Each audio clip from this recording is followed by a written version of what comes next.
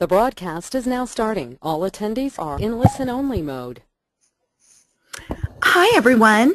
Thank you, and welcome to the Association of Healthcare Internal Auditors, EHR Auditor User Group, EPIC webinar called Achieving Meaningful Use Audit Readiness with EPIC. We're very pleased that you could join us today. My name is Michelle Cunningham, and I will be your facilitator. Before we get started, I have just a few housekeeping announcements to review. First of all, if you wish to receive continuing professional education credits for participating in this webinar, you are required to register in advance and pay any applicable fees. Of course, today's webinar is free to all AHIA members. You will be required throughout the presentation to answer 4 out of 5 polling questions in order to qualify for CPE credit. If you should have any issue answering or responding to these questions, please feel free to send me your response through the chat feature or to contact me after the event. We'll get that all sorted out. Please don't panic if that should happen to you. We will ensure that you're taken care of. Secondly, your phone will be muted automatically in consideration of our presenter and your fellow webinar participants. Please use the question feature to send your questions to the Resource Center host directly. I will compile them throughout the presentation, and they will be answered at the conclusion of the webinar. If we are unable to get to everyone's questions, please email me any follow-up questions you may have, and our presenter has generously agreed to follow up on that information. Also, we're going to try something a little new today, which Wayne will tell you about, but you may have some experiences in the meaningful use area with Audit. We also are willing to open up the phone line, again, at the end of the presentation, if you'd like to share any experiences or lessons learned with the group. We will unmute your phone and go from there. Also, let's see, finally, at the conclusion of the presentation, you will receive an email from AHIA headquarters with the final presentation and a link to an online evaluation. Your feedback is very important to us and may actually be required for CPE verification support if you find yourself on the other side of an audit. Please do take a moment to complete this survey. Your answers provide vital information that will allow us to continue to deliver high quality and relevant educational offerings. We will send your CPE certificate via email within 1 week of this session so that we may have an opportunity to verify your polling question responses. Today's session will last 100 minutes, inclusive of Q&A. Now, it is my pleasure to introduce our presenter, Wayne Purbez of MultiCare Health System. Wayne has more than 20 years of internal audit, regulatory compliance, risk advisory, and consulting experience with organizations in the United States and Europe. He earned his MBA and BS degrees from the California State University and is currently employed with MultiCare Health System in Tacoma, Washington. He is the Director of Corporate Compliance and Internal Audit, and just in general, a wonderful person to work with. With that, I will turn things over to Wayne. Thanks so much. Great. Thank you, Michelle. Good morning, everybody. Thank you for the very nice introduction. So I'm very pleased to be speaking on the topic of meaningful use this morning. And as Michelle mentioned, I'm the Director of Corporate Compliance and Internal Audit for MultiCare. And my audit team has been actively involved in the independent validation and audit readiness of our meaningful use attestations really from the outset. So we have a lot of information to share, but I wanted to give you a bit of background about MultiCare. As Michelle mentioned, we're headquartered in Tacoma, Washington, and we serve the community in the South Puget Sound through providing healthcare services at approximately 93 locations, and we have 5 hospitals. As of the end of 2012, we had total assets of $2.7 billion, operating revenues of $1.6 billion. But in terms of specifics on meaningful use, we had 245 employed providers attest for meaningful use in 2012, and that would be both for Medicare and Medicaid. Obviously, we're a EPIC shop here. In total for 2012, we had $10 million of meaningful use incentive dollars come our way as a result of our attestations. So we take the program very seriously, and the work that my team does as part of this is really a linchpin to ensuring that we have confidence in the data that we report to CMS and to the state of Washington to support our meaningful use attestations. So some context for our webinar today. My intent is not to get into all the details around a book of evidence per se. So talking about project plans or documented decisions on rationale as to why certain menu measures were selected over others. Really the intent here is to talk about evidence and what evidence is available in EPIC to support really all the meaningful use measures, but specifically we're going to focus on those that are non-data driven. So those that don't have the numerator denominator, those that are non-percentage based. And the information we're sharing is really based on our learnings as we've gone through a number of meaningful use audits at MultiCare, both performed by CMS and the state of Washington. We had those occur in 2012 and 2013.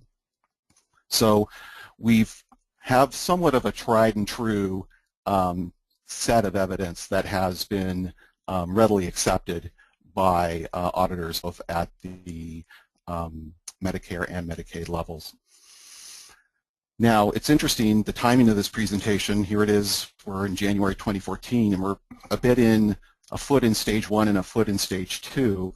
So recognizing that stage 1's coming to a close with the 2013 calendar year, those attestations being due at the end of February, some of the information we'll share in this presentation does pertain to stage 1, and some also will pertain to stage 2, which obviously all of us are working on through for 2014.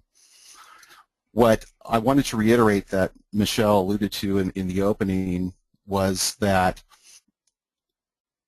we have about 150 registered for this webinar, so there's obviously a lot of interest on this topic, and many of you have likely been through some meaningful use audit. If you have some pertinent information that you'd like to add to the group that you think would be useful for sharing, please let Michelle know, and we'll try to work you into our time today. I'm taking the position that I want to share everything that we've learned through our audit process, but there are, for example, some menu measures that we chose not to select, and maybe those are ones that your organization selected. So if there's something that maybe I'm presenting as an option for selected evidence for that specific menu measure, you may have something else that you want to share with the group based on your actual audit experience. We really welcome that. So again, please let Michelle know. So the quick overview, just to get everybody focused on meaningful use, obviously born out of high-tech and the American Recovery and Reinvestment Act. Meaningful use, the funding, just over $19 billion in incentive money to eligible providers and hospitals. And as of October 2013, 85% of eligible hospitals and 6 of 10 eligible professionals had received some form of incentive payment. So a lot of dollars are flowing, but as a result, there's an expectation of diligence that audits are being conducted to ensure that the attestations are sound and fully supportable. I have some information here in terms of the benefits of meaningful use. I won't go into that, but the last point on this slide is the amount of money we're talking about per eligible professional, where up to $44,000 over the course of 5 years could be earned through Medicare, or up to just over $63,000 as it relates to those attesting under Medicaid. So at this point, as I mentioned, we're somewhat in between stage 1 and stage 2. Stage 1, it was really just getting the our systems in line to be able to capture patient health information in a coded format. And now with stage 2 coming on in 2014, we're taking that stage 1 criteria, and now we're adding the element of having the capability to have electronic exchange of information. And very recently here in December, there was the extension to the timeline on stage 2, so now this is extended out to 2016. So stage 3 is actually starting in 2017, and that will take stage 1 and stage 2 criteria and then focus more on providing patient access to self-management tools and promoting improvements around quality, safety, and efficiency. But at a high level, we won't see those final rule requirements for stage 3 probably until the first half of 2015. And as far as timeline, this all started in 2011, with 2014 being the last year to submit the initial participation for Medicare attestation. And then the payments will phase out as we get into the latter stages of the decade, with 2021 being the last year to receive Medicaid incentives. And the last bit of background here is just what many of you probably already know, is that eligible professionals are required to attest to a total of 20 measures, a variety of core and menu, and the one thing to call out is as we approach stage 2, there's no longer the opportunity to count an exclusion on a menu measure towards the count of your overall total.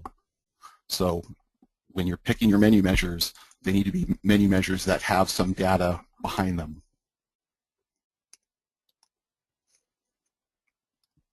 Well, we're going to start early here with our first polling question. All right, everyone, we've got the polling question should be viewable. I can see that 14% of you have voted, and we'll give you just a moment. The question, how much incentive can an eligible professional receive through the Medicare EHR incentive program? We'll give you just another moment to vote. And please do remember, you must answer 4 out of 5 of the questions. I can see that we are at 94%. 95%. We'll give you just another few seconds and we'll go ahead and close the poll.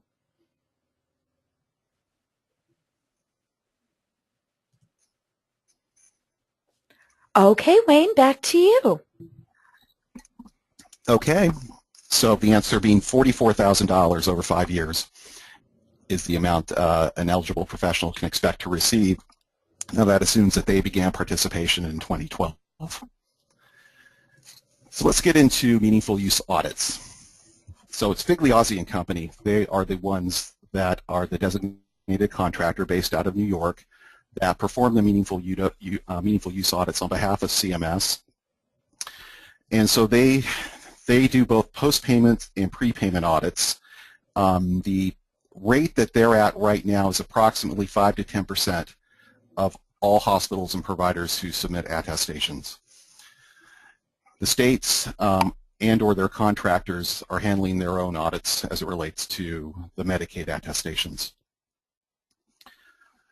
In terms of selection for audit, CMS has a number of prepayment edits that are used to be able to kind of identify anomalies. So if there's something unusual around patient volumes, cost report data, other data being tracked by CMS, if something stands out as unusual, oftentimes those facilities, hospitals, or providers will be selected for some desk audit.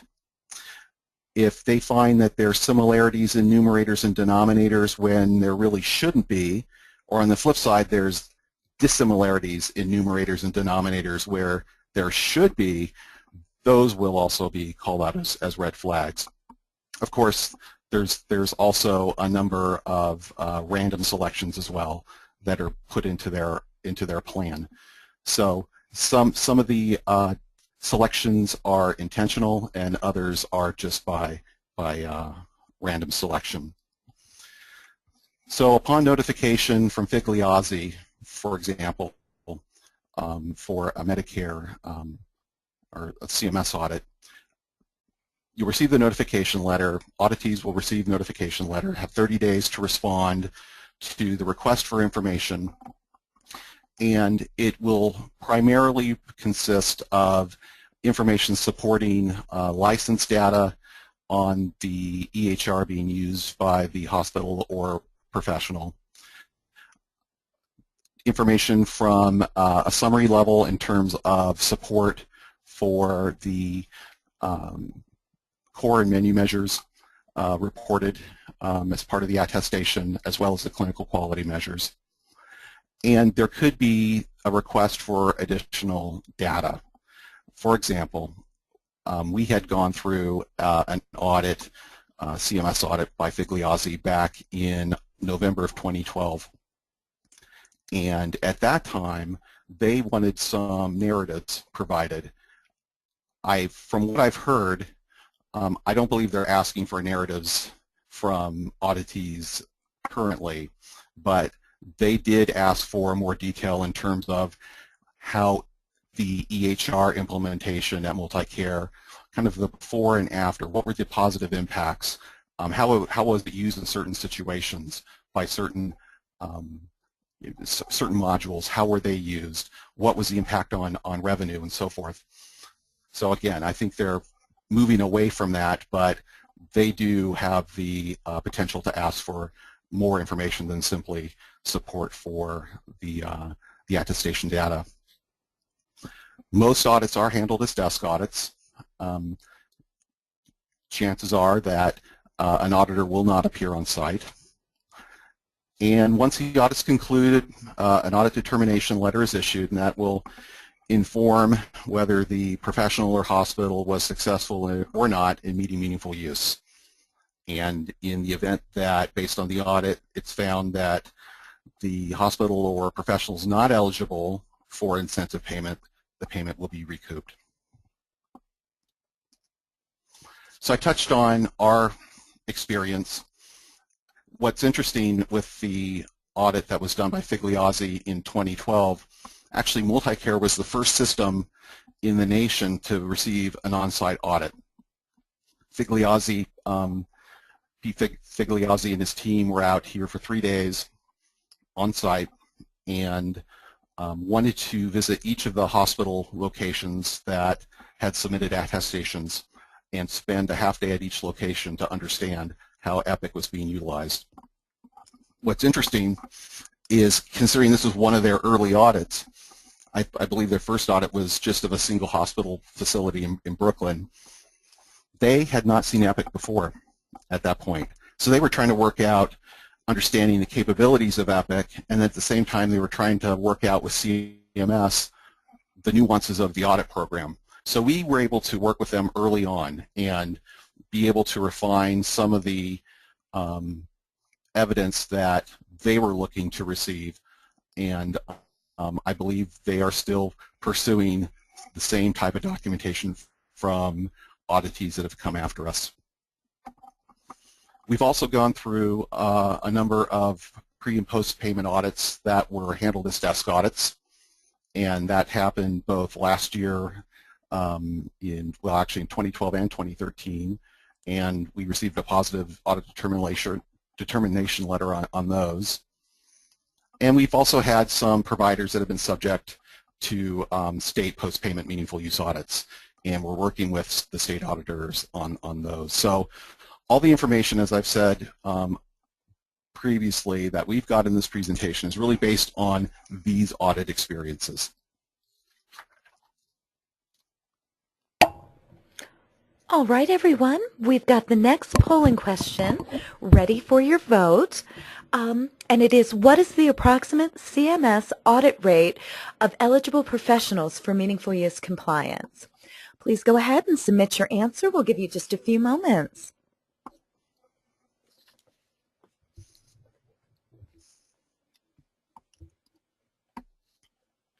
And it looks like we've got about 84% of you who have put in your vote.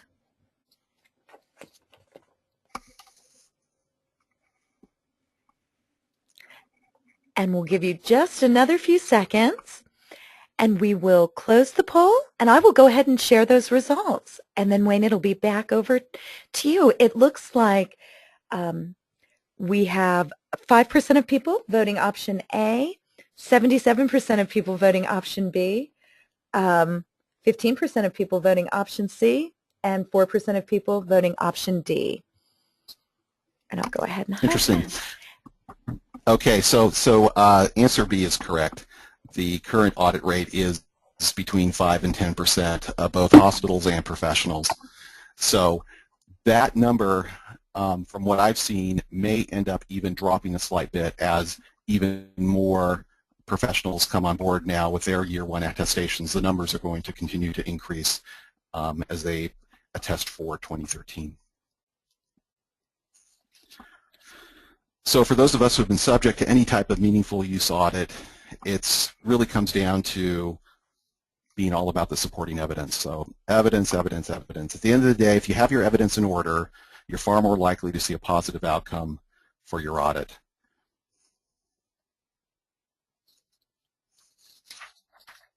So organization is key. And having good document management and a strong retention process really proves to be critical to be able to provide a historical view on the data that supports the meaningful use attestations. At Multicare, we use a SharePoint site to house our documents. That's been quite successful for us, but any system could be used so long as there's really some responsible party in place to be able to oversee, to ensure that the management of those documents are in good order. Another point to call out is there's a consistent focus by CMS auditors and state auditors to get supporting documentation that covers the period, the reporting period in question. This is always a sticking point, actually.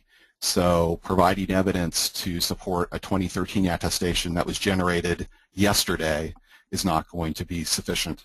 So making sure that you have the organization, kind of the plan in place to be able to have certain reports run at different stages within the reporting period proves to be critical. Maintaining documentation supporting payment calculations, that's important. But when it comes to record retention, the requirement currently is that there should be secure retention of all attestation data supporting meaningful use objectives for 6 years after the attestation's been filed. So that's something to keep in mind.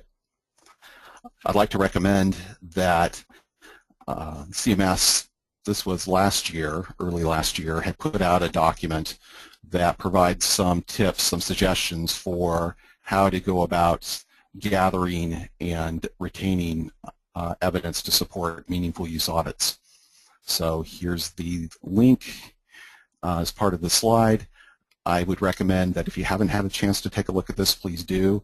Some of the guidance in this document I've tried to embed in today's slides.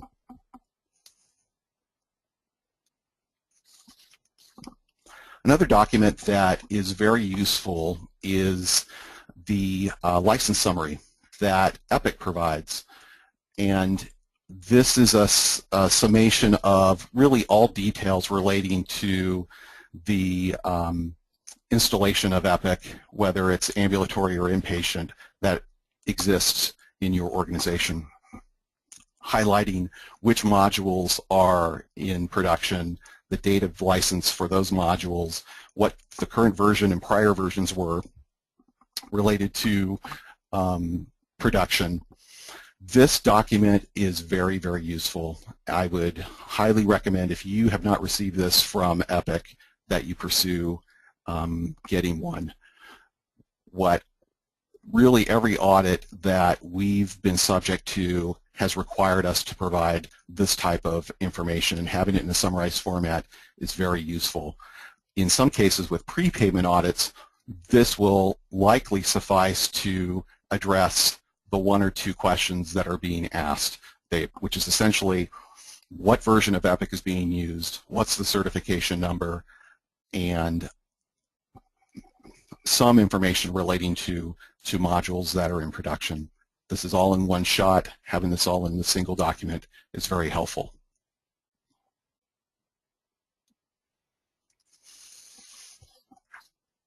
The summary reports, near and dear. This is something that we've all seen, given that we're all on Epic. Now, where this is important, though, is obviously this is the first document that will be asked for when it's time for an audit. What we do at Multicare is we ensure that we are also getting the detail, all the detail information that is underlying the summary information here on the summary report. And the approach is that there needs to be some level of reconciliation and review to ensure that the detailed data adequately supports the summary information. And so we've done this with each attestation cycle, and we've always identified something or other that requires a fix. For example, the detailed data doesn't even tie to the summary information. You'd be surprised how frequent that happens. In these cases, research is done. Oftentimes we have to go to Epic to try to work through a potential programming glitch with a given report. When we've looked at the detailed information, sometimes we see a provider showing up in their own detail report, and that requires further investigation. But the one piece here that I wanted to call out that really has the value in going through this is you may find test patients that are included as part of the summary count. And you want to make sure that those test patients really need to be removed. And it's really important to ensure that those instances aren't reflected in the numbers that are ultimately included in the attestation. So the recommendation is to use the test patient FYI flag. And what that allows for is a couple different options. It provides the capability to just exclude the test patients out of the meaningful use reports. That can be programmed in upfront, or have them segmented out where they're on the report, but they're in their own column, or they're off in their own section of the detail report, so you can isolate them. And the other element that's a benefit on having the flag is that you can configure the system check to prevent any type of commingling of records, so you don't have the test and really the test patient information and the true patient information accidentally merging. So this is something that if you don't have this flag enabled within your Epic environment, you may want to look into this.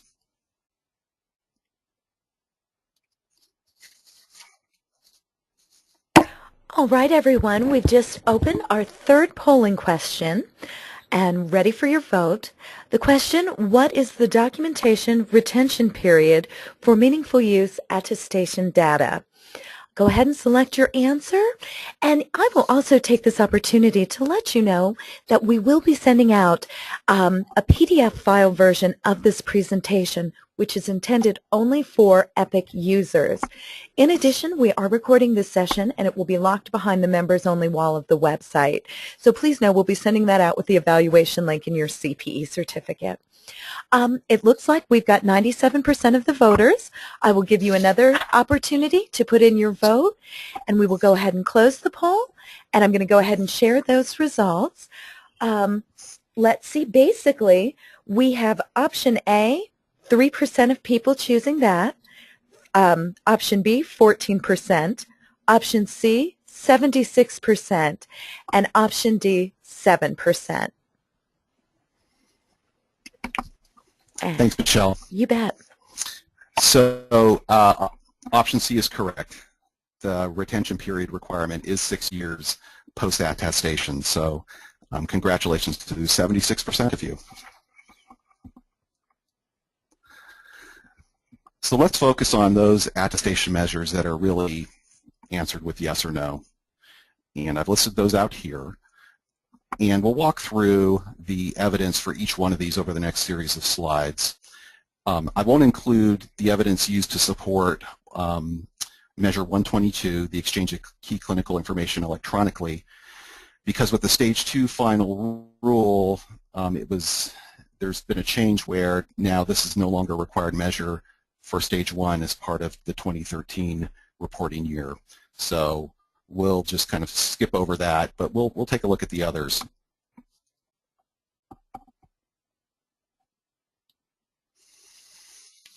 So we'll start with the core objective of implementation of drug and drug allergy checks. What I have here is the stage 1 measure straight from the final rule, and essentially whether it's for the provider, eligible professional or hospital, they're looking to see that there has been the functionality has been enabled within Epic. So for stage 2, this will no longer be its own measure. It'll be wrapped up into a measure that aligns with clinical decision support. But the CMS guidance is that they want to see, they're going to validate by, again, seeing that the functionality is available, enabled, and active for the duration of the EHR reporting period. That's the hitch here, and we'll get to that in a moment. But the suggested documentation from CMS's perspective is just one or more screenshots showing with dates that there is the enabled functionality for the reporting period for attestation. So what we've provided to support this measure are configuration screenshots, 3 of which I've included here. And so this is based on Epic's interaction checking, where that allows the import of medication content data. And so we import our data using Metaspan. I know many others use First Data Bank. But what we wanted to show here was on the screenshot to the upper left, this is just a general configuration overall showing that we have a monthly load process. We have the highlighting which modules are in use. So we're showing that there is activity. They are enabled. And then to the upper right would be the screenshot that has more specifics around load configurations for medications. So this would be an indication or representation of the requirement for the drug check. Down at the bottom, we have the load configuration for allergens, so to address the drug allergy check. And what I've circled there on that lower one in the middle is the date and the time. It would be critical to ensure that as part of your planning, as you gather evidence for this measure specifically, that you look to collect screenshots both at the beginning and end date for your specific reporting period. Really, this is, at least from leveraging these screenshots, that's the only way to show that this functionality was enabled throughout the reporting period, is having it planned out where you've got a screenshot at the beginning and at the end.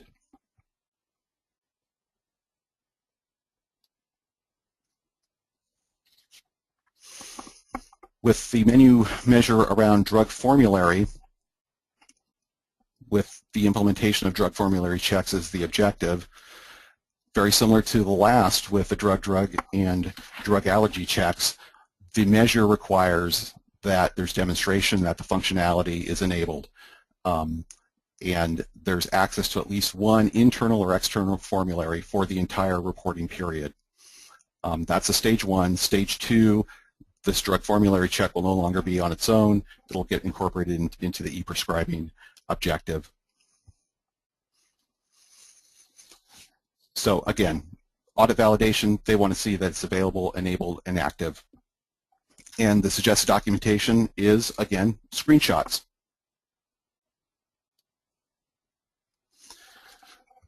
So Multicare is created and maintains common drug formularies as well as sets of alternatives. So when a clinician orders a medication that's not on a formulary assigned to a patient, then an alternative will appear. So what I'm sharing here is a sample evidence used to support one of our hospital attestations that gives an example of a formulary that's both available and enabled. In this case, it's the formulary for adult medication associated with our main pharmacy with our Tacoma General Hospital location. So the challenge here is that the screenshot doesn't give any type of time or date, like we saw with the prior example. So the workaround was to have our IT team embed the screenshots within an email and then generate the screenshot, send the email again at the beginning and at the end of the reporting period to show we have continuity throughout. We also provided the auditors with a complete listing of all the available formularies for all locations. I know some organizations will interface with other vendors such as SureScripts, and so similar type of evidence can be provided in those instances as well.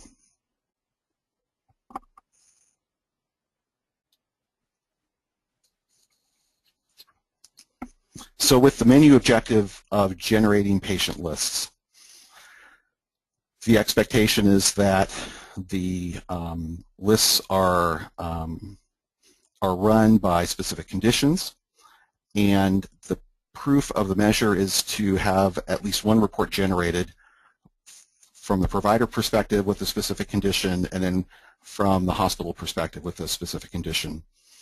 Now, Multicare did not select this menu measure for inclusion in our hospital or provider attestations over the last few years, so I don't have any specific evidence that we would have used to share with you for this, but this is a situation where I'd be interested in anyone whose hospital or providers have selected this measure. If there's feedback on the approach that you use to secure patient lists within the reporting period, that would be very interesting to share. So again, please let Michelle know via the chat feature if you have something to share along those lines. But system administrators, as well as clinicians, can create reports in the reporting workbench to be able to generate patient lists based on a certain condition. So using patient demographic data, diagnosis, allergies, for example, there's the capability there very easily. So CMS just wants to see one report showing the specific condition from the period, from the attestation period. And this is just a screenshot from the Galaxy site on Epic, giving a visual of a patient list.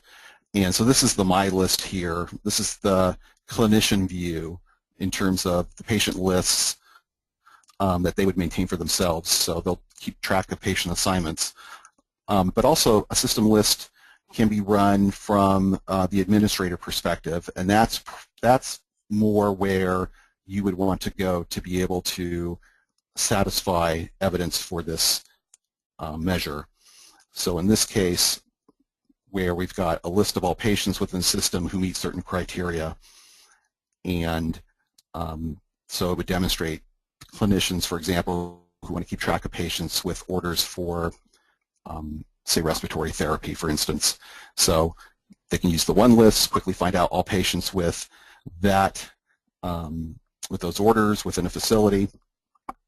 So this is one where there's reliance on your Epic administrator to be able to generate these reports, but do so within the reporting period. And it gets to be a challenge when there is an expectation that there should be something on file for each one of the providers who've submitted an attestation.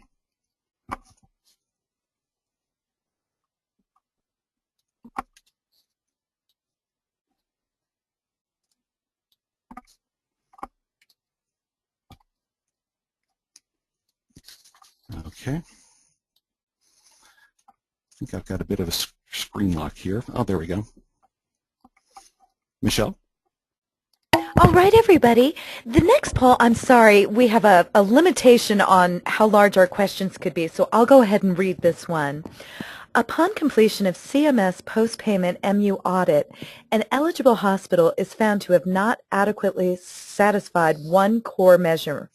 Will the entire incentive payment for the attestation reporting period be recouped? True or false?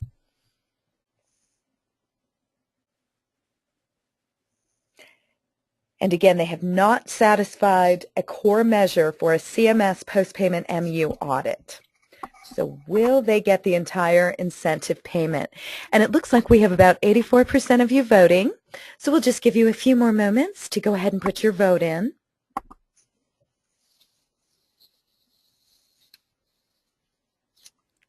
And it looks like we're at about 92%, so I'll give you just a few more seconds, and we'll show you those results.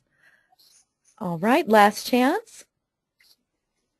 All right, and the poll is closed. I'm going to go ahead and share that.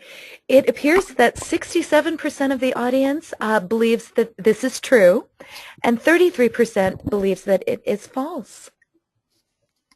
Okay, thanks, Michelle. You bet. So in this case, not satisfying even one core measure puts the incentive payment at risk, and there is a strong likelihood that it could be recouped.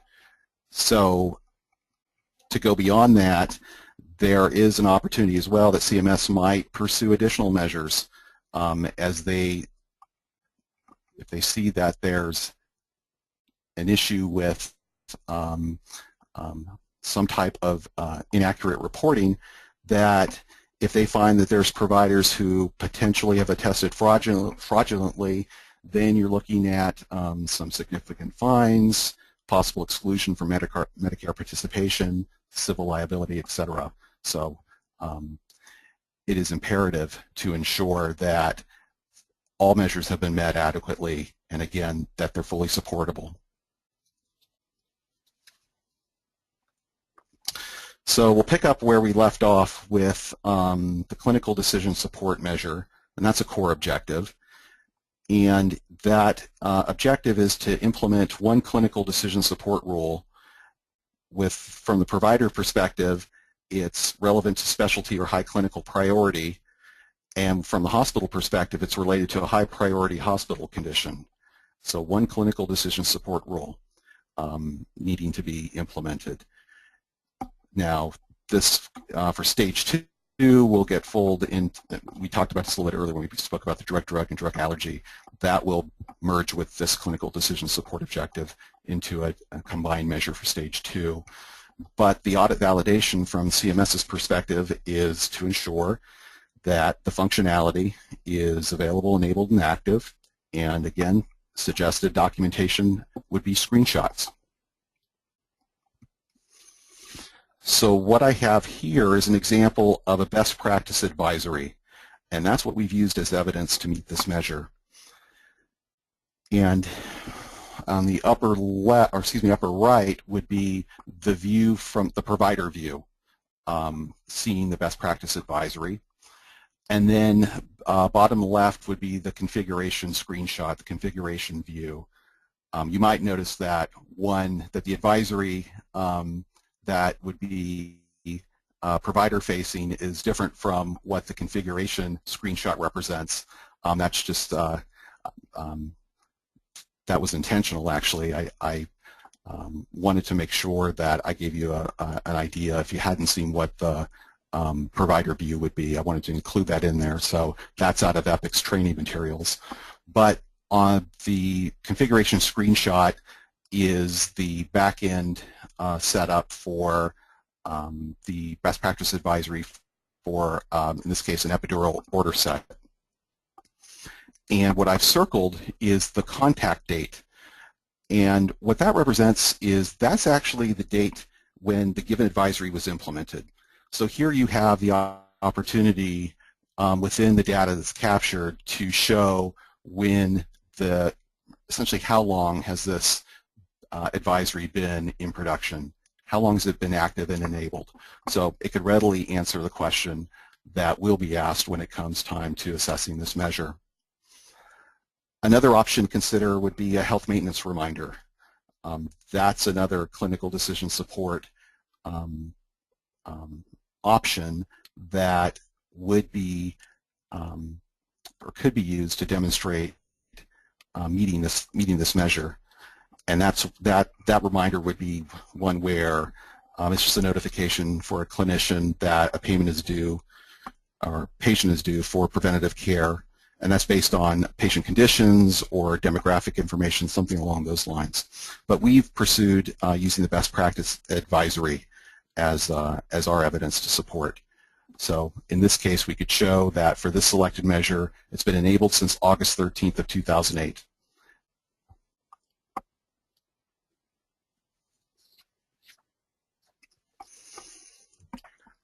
menu objective for submitting data to immunization registries is, this is one where the expectation is that it's tested. So is there the capability to submit data electronically to an immunization registry of choice? And the test can be successful or unsuccessful. The test could be comprised of actual data or dummy data. They just want to see that a test has been performed.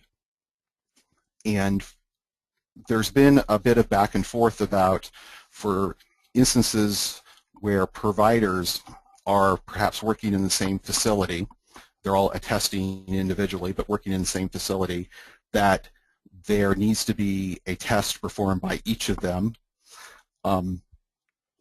This CMS had just issued in late October FAQ that provides updated guidance that providers that use the same EHR technology and share a network where either their organization has operational control of or a license to use can just conduct one test that covers all providers in the organization. Again, that's FAQ 10979, and that provides a little efficiency in terms of being able to adequately show that this measure has been met. I'm going to bring in also the measure around sending syndromic surveillance data to public health agencies because it's essentially the same objective. It's just a different data set. They want to see that at least one test has been done and there's some proof to show that whether it was successful, not successful, actual or dummy data, doesn't matter. The test was attempted. So for both of those measures, the suggested documentation per CMS's viewpoint is they want to see screenshots that show the submission to the registry, or they want to see some type of record or a letter or email from the registry confirming receipt. So something just to prove that the test was attempted. What we have here is a confirmation from Washington State. It's the Immunization Information System, and this is for a test submission of immunization data performed during the reporting period. So for this one, it's just critical to be sure that the date of the test and or the date of the acknowledgement, if you're relying upon a letter or email from the receiving agency, make sure that that date's clearly stated. So the same approach as we have here for satisfying the immunization registry measure, the same approach for evidence would be taken for the electronic submission of syndromic surveillance data to public health agencies.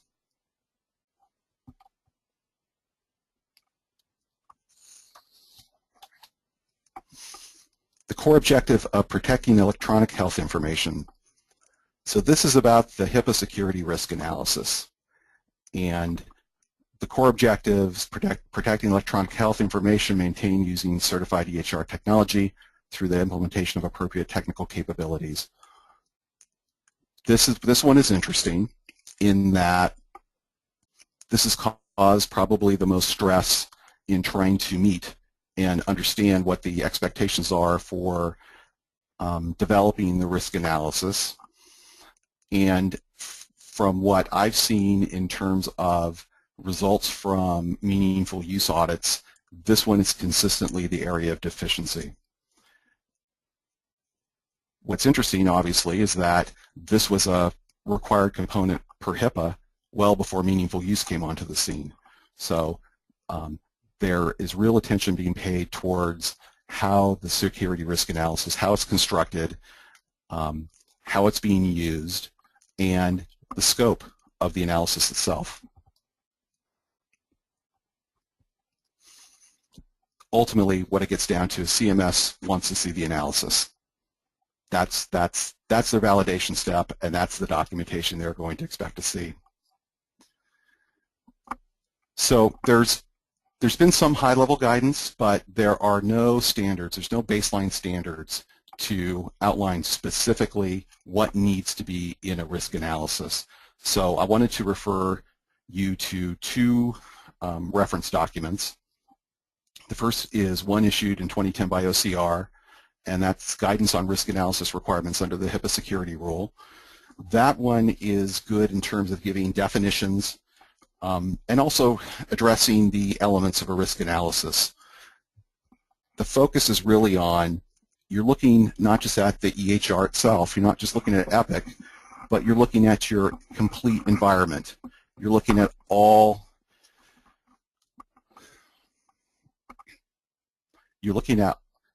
anywhere where protected health information is residing, where it's transferred, movement, and the analysis has to be focused on evaluating potential threats and vulnerabilities, and then from that identifying what's the likelihood of those threats occurring and what's the potential impact should those threats occur. And then from there it gives an opportunity to prioritize risk. So very basic in terms of a risk assessment approach, but fairly explicit on the elements. And this is where the CMS auditors, Figliozzi in this case, and then also, at least in Washington State, they're interested as well to see that those components are being represented in the risk analysis document that's being completed, in part to satisfy this one meaningful use measure. So the outcome of this document would be a series of potential gaps, perhaps, or identification of high-risk exposures that remain based on going through the analysis exercise, with the expectation that there be some action plans set up to address those gaps. Not that they all have to be remediated immediately, but the expectation is that management, the organization, is aware and is doing something to acknowledge and address those potential gaps. The NIST document on a guide for conducting risk assessments is also a very, very good one. That one's more lengthy at 41 pages, but that gives more detail around the elements that are covered at a higher level in the OCR document. So both of these documents are really important to be able to get a sense in terms of really what needs to be covered in a HIPAA security risk analysis that would satisfy this measure.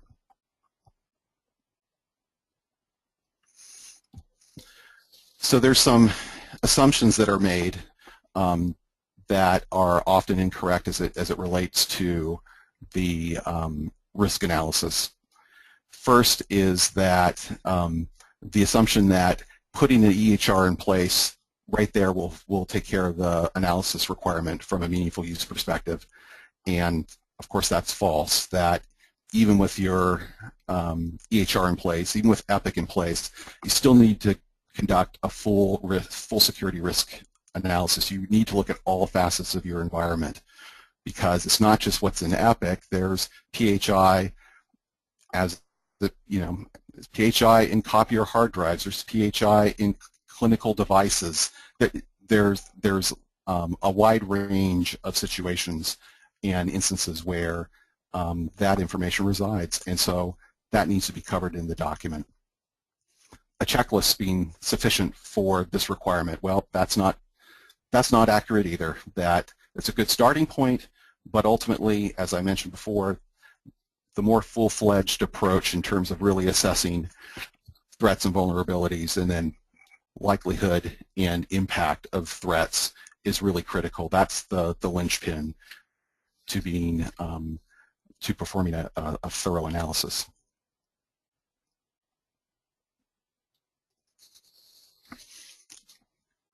An assumption sometimes is made that the risk analysis has to be completely redone every year. Actually, the expectation is that the full risk analysis is done upon adoption of an EHR. So once the purchase has been made, it's beginning to be put into some form of production. That's where the risk analysis needs to take place in full, and then a refresh needs to be done every year.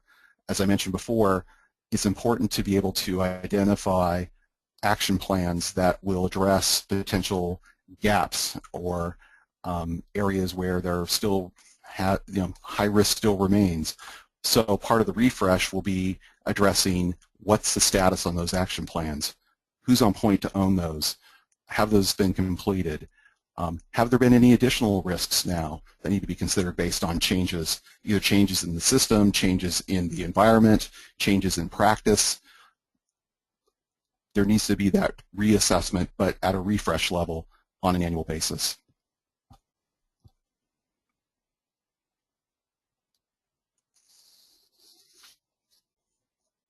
All right, Okay, everyone, Michelle. and we will go ahead and get the next polling question up, and I will read that again. For you to satisfy the meaningful use core measure on a HIPAA security risk analysis, an eligible professional is required to follow a specific risk analysis method format as prescribed by CMS. Yes or no, or actually true or false. And I can see we've got about 31% of people voting, and we'll give you just a few moments.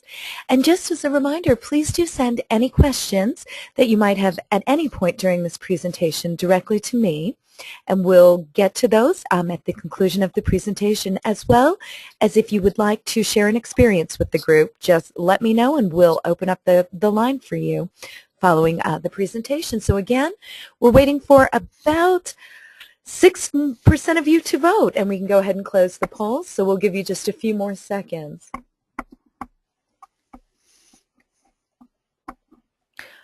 Okay, here's your last opportunity to participate in the poll. And then I will go ahead and share those results. We have for true or yes, 46%, and no for false at 54%. Okay, thanks, Michelle. So in this case, it would actually be false that there is high-level guidance, and that's the NIST 800 document and the OCR document, but there's no baseline standard that has definitive requirements on how a risk analysis must be done. So it's a little bit of a tricky question, but it's actually considered false. So really one of the outcomes, desired outcomes as part of this session was to leave a lot of time for questions, for information sharing, and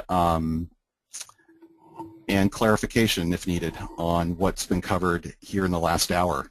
So I will go to you, Michelle, for... Well, Wayne, our first question is in reference to the EPIC summary report. Somebody was wondering that there's no EPIC logo on the summary report. Is there any way to prove that it came from the system? That's a good question. And I think it's only with continued experience, continued audits that are occurring where it's very clear to the CMS auditors, to Figliazzi, that that's just not part of the standard template on these EPIC summary reports. So we had that question right at the outset when we had them here a couple years ago, and there's been no change, obviously, to how those look. I don't think there's an issue there. What I do expect is that it's just there's greater understanding that this is just how these reports are currently set up, and there's no plans to add a logo at this time.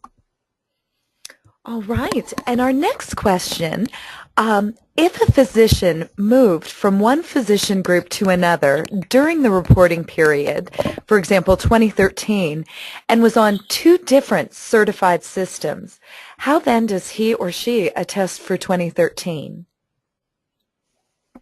So for that, it would be, the evidence would be the reporting coming from both systems.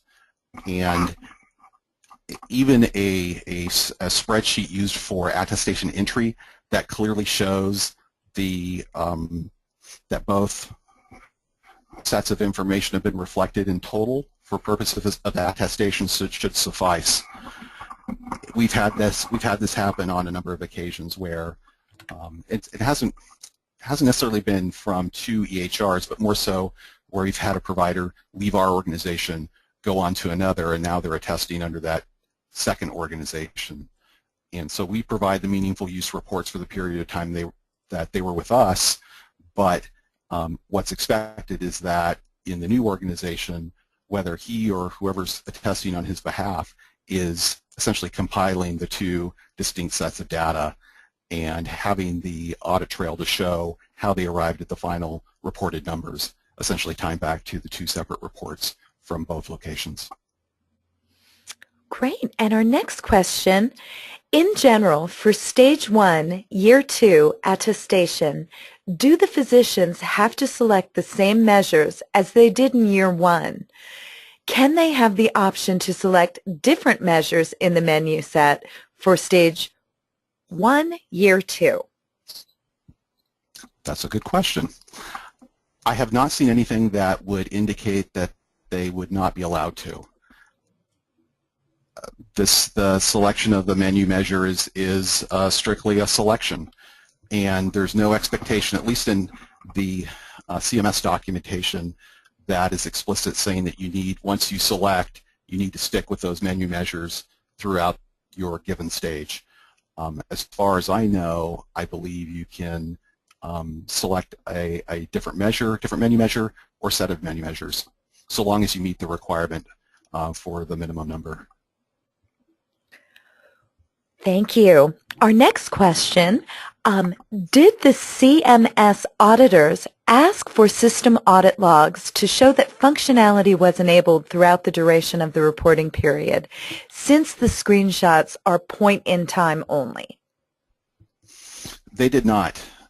They did not ask us for that, for system log information. We tried to build the case through the story of the screenshots. And so that's where, going back to having screenshots from the start of the period to the end of the period, we took that approach, and that was deemed acceptable by Figliozzi. But they did not ask for, at least at the time that they visited us, they have not asked for system logs to support that question. Thank you. And the questions are flying in, so we have plenty of questions to get through here. Next question, did you run separate detail, for example, screenshots for each objectives, for each of the objectives for each EP and each EH? Let me know if you need me to repeat that. No, that's okay. We did not. So we had shown through, in part, the summary, the license summary document that I shared at the start of the presentation. From that, we made it clear that the instance of Epic in production is the same.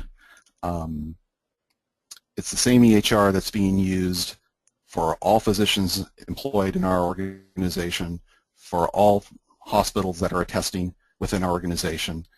And so our position was we should be able to just generate one screenshot to represent that we've met the measure, and it should suffice.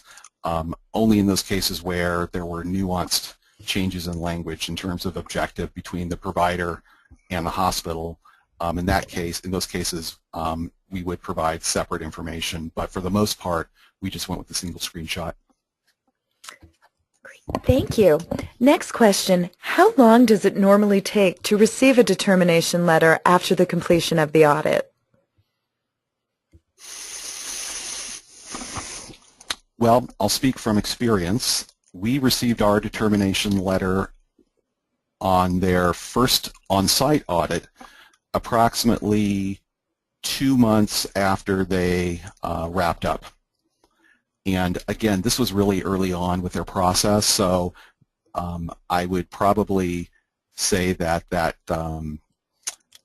time to respond back to us was probably longer than what we would expect to see now, because they were working through a lot of kinks and just getting acclimated to their process for their audit plan. In subsequent reviews, the desk audits that we've been through with CMS, it's been probably 3 weeks after we've confirmed they've received all documentation and they're looking for no more information from us. It's been about a 3-week turnaround time. Thank you. Next question.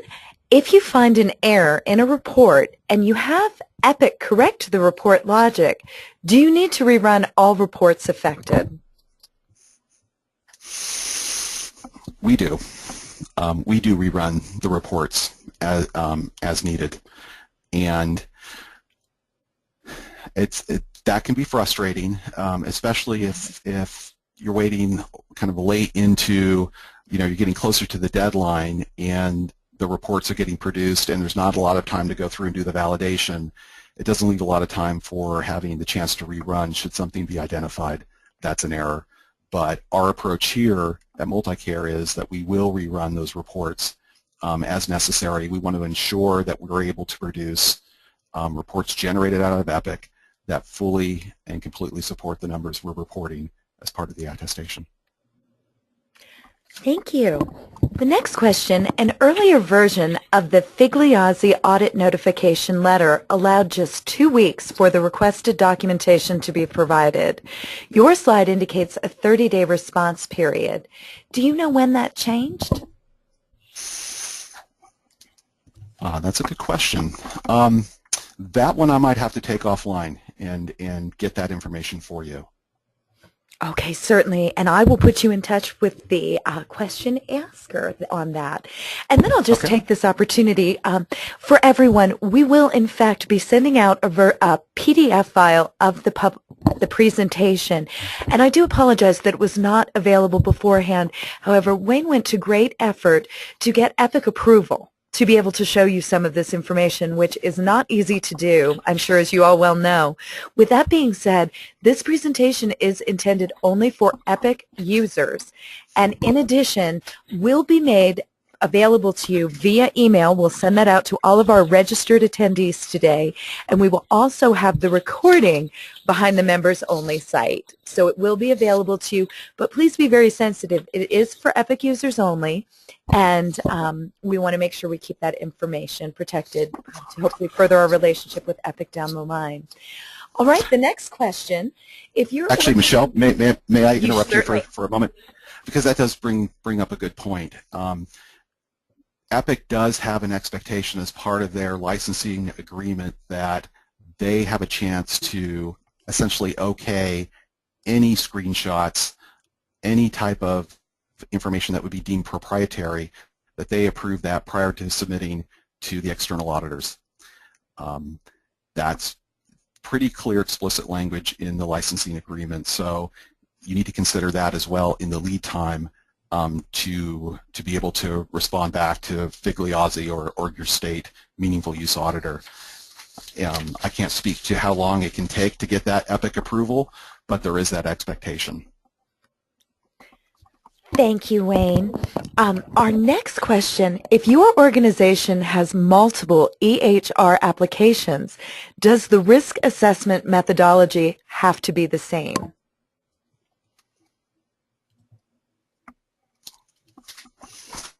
So I'll have to assume we're talking about the security risk analysis. And I would say yes, it does have to be the same. It would just be a matter of adequately representing the various EHRs you have in production in your environment within that risk analysis.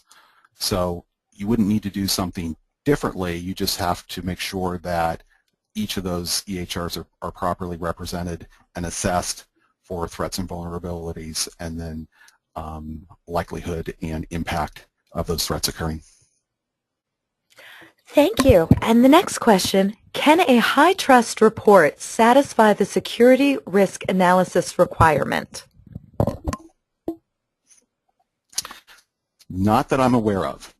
I have not seen anything in the CMS materials that are available or guidance that would suggest that a high trust report would be okay to suffice to meet that security risk analysis requirement. The expectation is, again, because it's looking at it's from the management perspective, and the outcome of that analysis is definitive actions that the organization will take to mitigate those gaps. So I'm not so sure that a high trust report would work, but again, I haven't seen anything that would show that that would be allowed as proper evidence of meeting that measure. Thank you.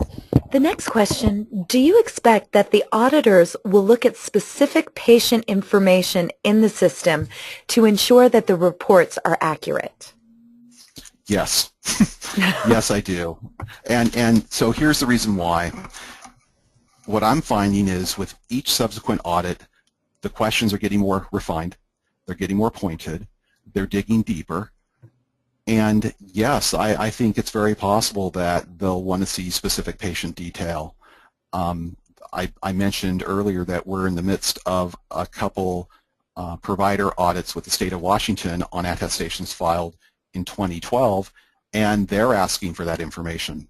So in some cases, it's information that we didn't generate at the time that the attestation evidence was being compiled, but you know, it's a best efforts basis to run those queries now.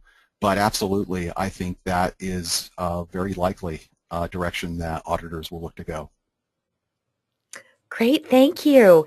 And our next question, when you talked about keeping the detailed documentation that tied to the supporting documentation used for attestation, are these specific reports, or did you keep a copy of the entire database? They are specific reports. So reports by provider, reports by hospital. So it's by hospital or provider, and then by measure. And then at that point, it's either you know, what's in a numerator, all the detail, denominator, all the detail, exclusions, all the detail. It's at that level. So it's more on an individual report basis rather than a full-on replication of the database. Great, thank you. And we do still have about 5 more questions to go through, so I would like to remind everyone, please keep your questions coming. We've set aside time for this.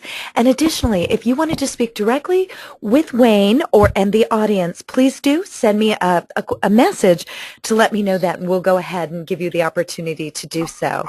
So in the meantime, our next question.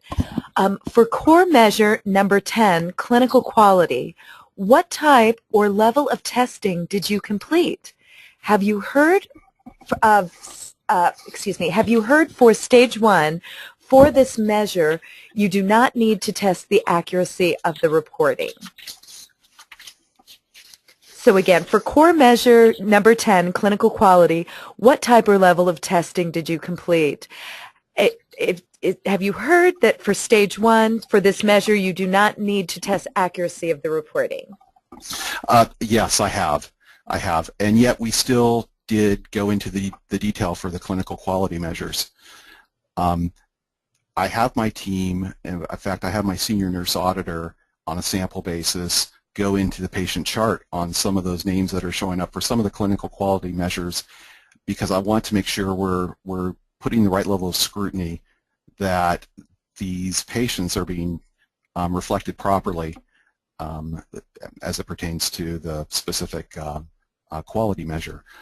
So absolutely, the expectation is that you report the results of your clinical quality measures, but we do an extra level or 2 of work here just as part of our due diligence. Thank you. Next question. Can you please review the series of events, desk audit first and then on-site, that occurred with Figliazzi, or were they separate audits? So they were separate audits. The on-site was first, and again, we were number 2 of locations being audited by Figliazzi in late 2012. And to be honest, when I mentioned about its anomalies oftentimes that are the result of a hospital or a provider being selected, in our case it was an anomaly. On some CMS report somewhere it had showed that one of our hospital locations was closed, even though it's certainly open for business, and we were filing an attestation on behalf of the hospital, but one of their metrics, one of their monitoring reports had shown that that facility had closed some time ago. I'm not sure, never was quite sure what caused that, but that was actually the red flag that triggered the audit. And so that drove the on-site audit, and then the desk audits subsequent were just separate events.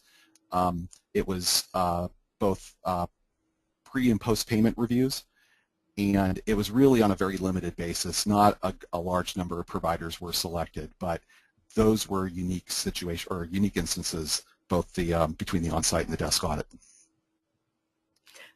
Thank you. The next question, if hospital attests using the observation services method in stage 1, can they attest using the all ED visits in visits method in stage 2?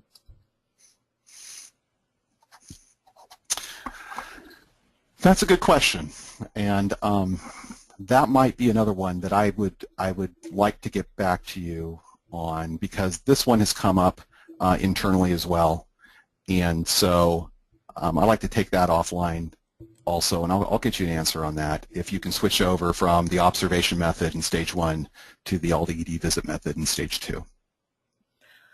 Great, and I'll be sure to provide you that contact information. Thanks. You bet. The next question, if you find an error in your report and Epic corrects the report logic, and this happens after submission of the attestation, should you rerun reports?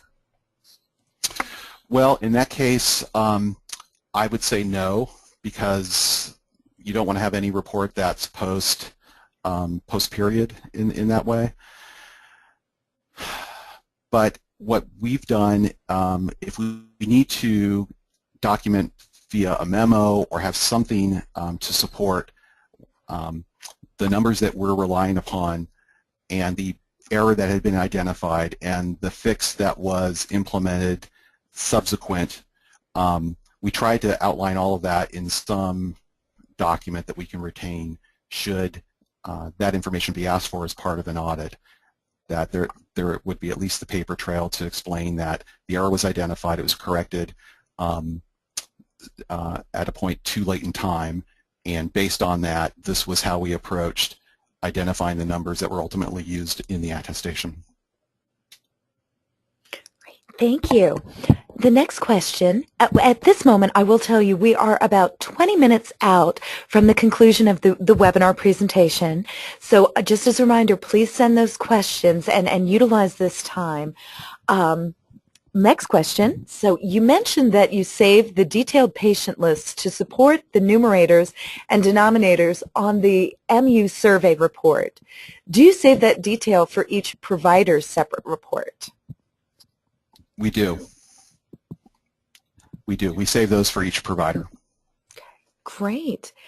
And the next question, is internal audit involved in verifying the accuracy of all EP reports? We are. We are, and actually we're a go, no-go point in the process. So after the determination is made as to eligibility for say with providers, and reports are generated, nothing will happen until my group has had a chance to go through and perform the verification, the validation, the reconciliation in some instances. Upon successful completion of that, then the go is given for to proceed with the actual attestation. So we're involved. We're directly involved throughout the process. Great, thank you. The next question, did internal audit test that the data was entered correctly into the CMS attestation system when attesting? Yes, because we sit and observe that.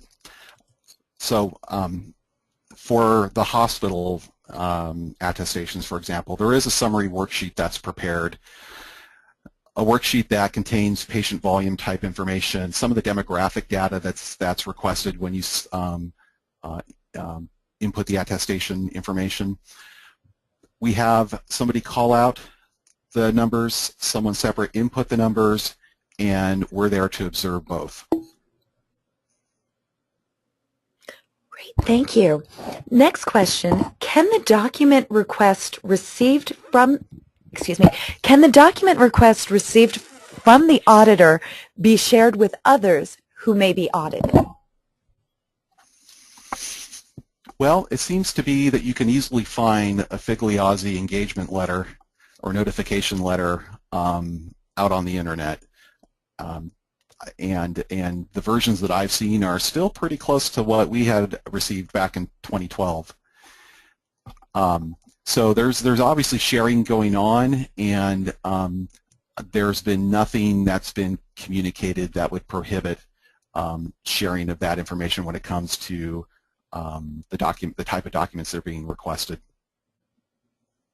But you can find that online pretty easily. Great, thank you. Next question. Have you had an independent person reconcile the attestation report to the system-generated summary detail to ensure no data entry errors occurred? Can you repeat that one more time? You bet. Have you had an independent person reconcile the attestation report to the system-generated summary detail to ensure no data entry errors occurred?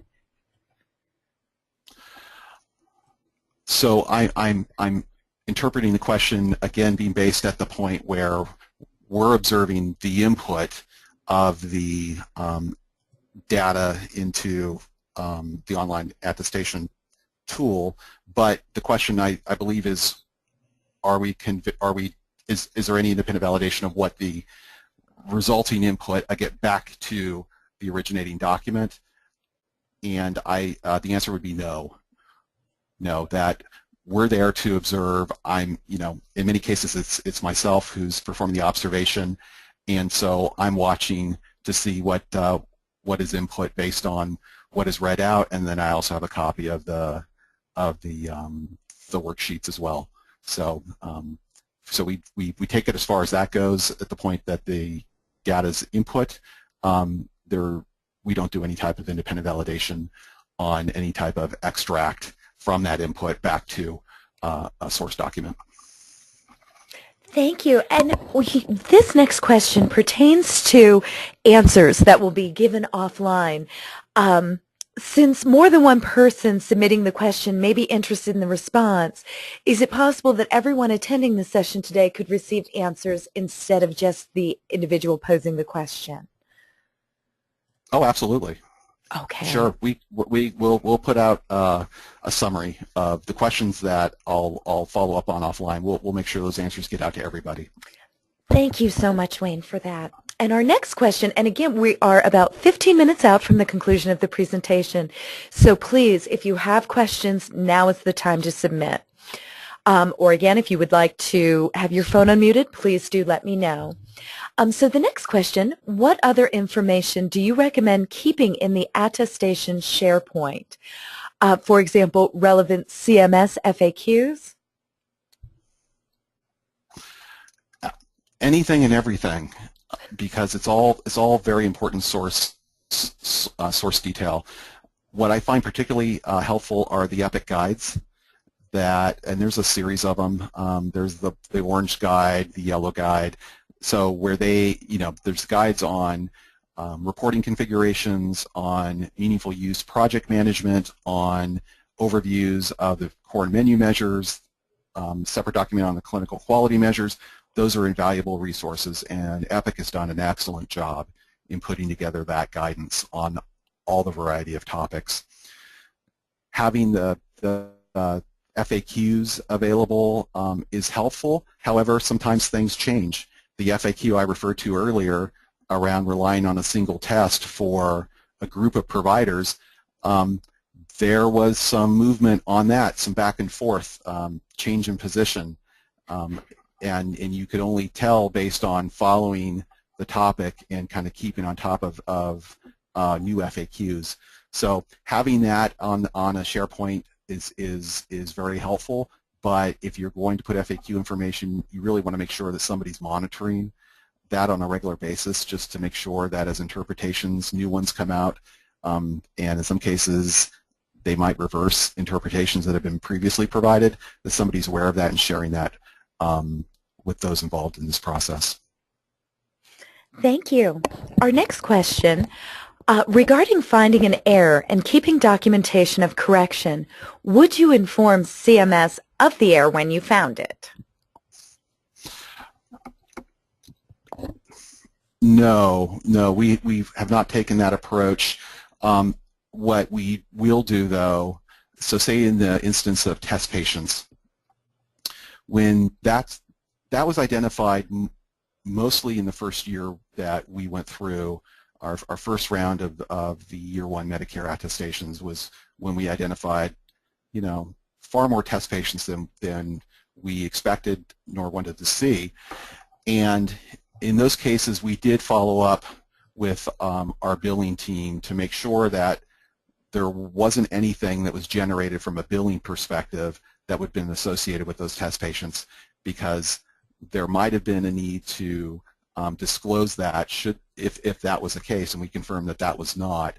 But for purposes strictly of meaningful use reporting, I think if you find an error in a detailed report, really the step is to take action to find the correction necessary to make sure that it's the right information that's reflected.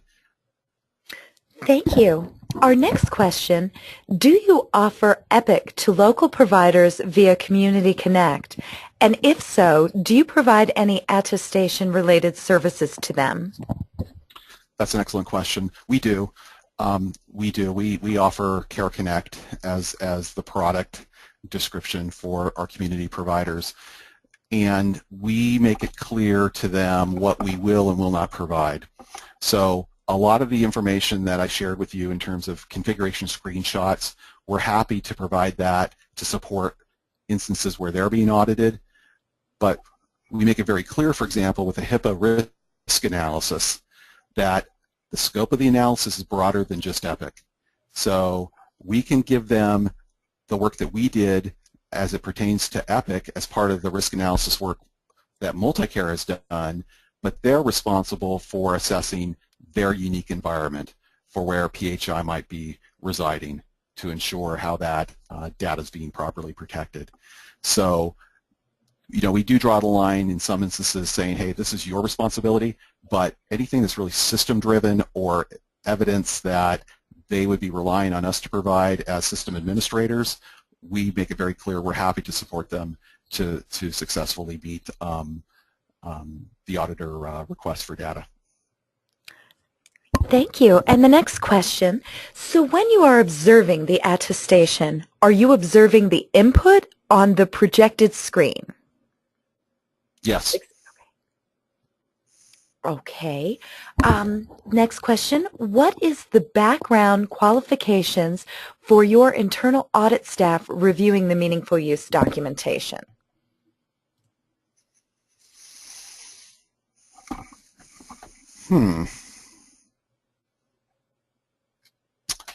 What are the qualifications? Mm-hmm. Well, so really the qualification is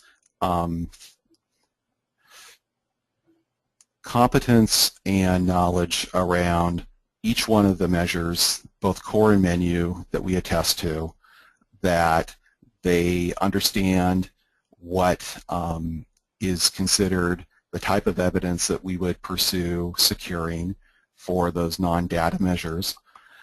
The team that I have working on meaningful use has been the same team that I've had in place since we started this. So there's certainly strong familiarity. They know what to look for, and so I have great confidence in the work that they do. And we do transition others onto the team, but our core team has remained in place as it relates to meaningful use work. Great, thank you. Our next question, do you attest on behalf of your Care Connect providers? No, we do not. They're responsible for submitting their own attestations. Okay, and we have our final question. So again, please, if you've got any more questions, we're about 9 minutes out from the conclusion. This is your very last opportunity to submit. And with that, Wayne, do you have a clinical person on your team? We do. I do have a senior nurse auditor who has the clinical background and will be and is the one responsible for going into selected patient records to ensure that what's being represented on our summary and detail reports is accurately reflected in their individual patient chart. I rely upon her to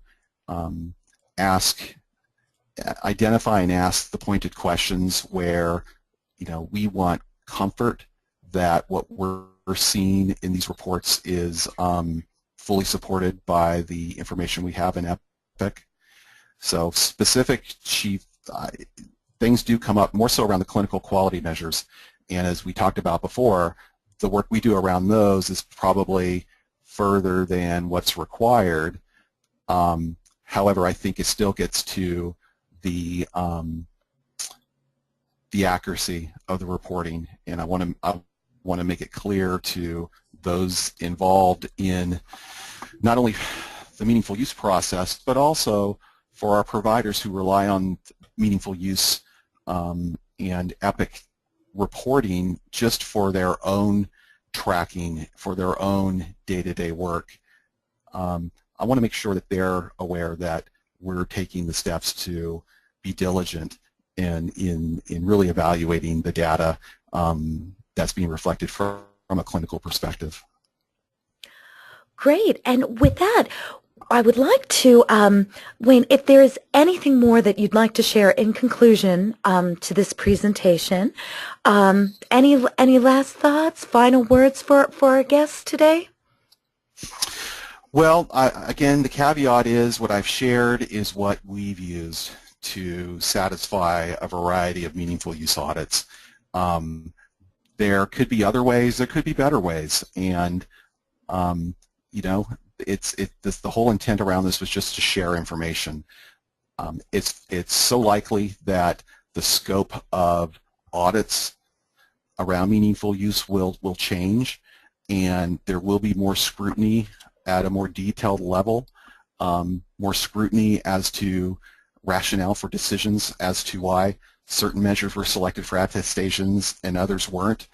It's something that we need to be prepared for, and when we think about the type of evidence that we want to have on file to support a lot of the decisions that are made, ultimately that are reflected in the reports that are generated, it's just being cognizant that having the proper audit trail along the way ends up paying dividends when you're having to deal with Figliazzi, because at this point they've done hundreds of these, and they know what to look for, and they know the questions to ask, and you want to be confident in the information that you're presenting to them, based on their request for documentation.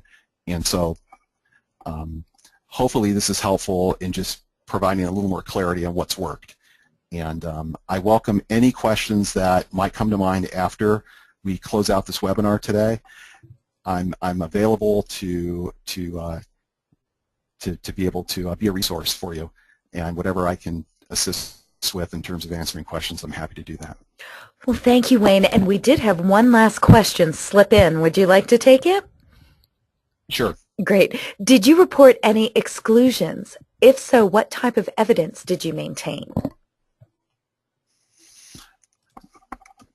So the exclusions, again, we would have the detailed reports that would support who would have fallen into the pool of exclusions based on the given measure.